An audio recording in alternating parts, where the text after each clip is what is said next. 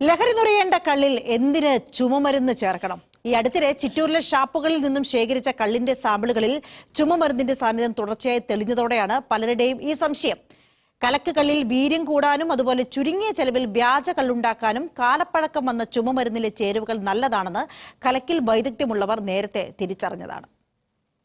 ഈ ചുമമരുന്ന് കഴിച്ചാൽ ചുമ നന്നായി മാറും. പക്ഷേ കള്ള് കലക്കുന്നവർക്ക് ഈ മരുന്നല്ല ആവശ്യം. ഇതിന്റെ കാലപ്പഴക്കം ചെന്ന ഘടകങ്ങളാണ്. കള്ള് കുടിച്ച് ചുമ പിടിച്ചാൽ ഡോക്ടറെ കാണേണ്ടതില്ല. പകരം കള്ളിലുള്ള ചുമമരുന്ന് ഫലം നൽകില്ലേ എന്ന് തമാശ രൂപേണ കുടിയന്മാരോട് നാട്ടുകാരുടെ വക ഉപദേശം. കള്ള് കുടിക്കുന്നവരുടെ ആരോഗ്യ സംരക്ഷണത്തിനല്ല മരുന്നു ചേർക്കൽ കുറുക്കുവിദ്യ. ചുമമരുന്നിൽ അടങ്ങിയിരിക്കുന്ന ബനാഡ്രിൻ എന്ന പദാർത്ഥമാണ് ലക്ഷ്യം. വില കൂടിയ മരുന്ന് എന്തിന് കള്ളിൽ ചേർക്കണമെന്ന് ചോദിച്ചാൽ വില കൂടിയ മരുന്ന് കാലപ്പഴക്കം കഴിഞ്ഞാൽ വിലയില്ലാത്തതാവുമല്ലോ, അതിലാണ് കലക്കുകാരുടെ കണ്ണ്. വിവിധ ജില്ലകളിൽ നിന്നായി കാലാവധി കഴിഞ്ഞ ചുമമരുന്നുകൾ പ്രത്യേക സംഘം ശേഖരിക്കും. തൊഴിലാളി തെങ്ങിൽ കയറി ചെത്തിയിറക്കുന്ന കള്ളിന് ലിറ്ററിന് 40 രൂപ ചെലവാകുമ്പോൾ ഒരു മുറിയിൽ മാത്രം ഒതുങ്ങി നിമിഷനേരം കൊണ്ട് കലക്കിയെടുക്കുന്ന കള്ളിന് 5 താഴെ രൂപയാണ് നിർമ്മാണ ചെലവ്. കുടിക്കുന്നയാൾക്ക് കള്ളിന്റെ ലഹരിയും കിട്ടും. കലക്ക് കള്ള് കുടിച്ച് കണ്ണിന്റെ കാഴ്ച പോയെന്ന് പറയാനും ഇടവരില്ല. ഈ സാഹചര്യങ്ങളെല്ലാം പരിഗണിക്കുമ്പോഴാണ് ചുമമരുന്ന് വ്യാജക്കള്ള് നിർമ്മിക്കുന്നവരുടെ ഇഷ്ട ചേരുവയാകുന്നത്.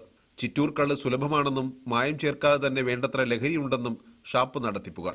ഉറപ്പായും ഈ കള്ള് കുടിച്ചാൽ ലഹരി കിട്ടും. നല്ല കള്ളാണല്ലോ, ചെത്ത് കള്ളാണല്ലോ കൊടുക്കണേ, ചളിക്കള്ളാണ് കൊടുക്കണത്.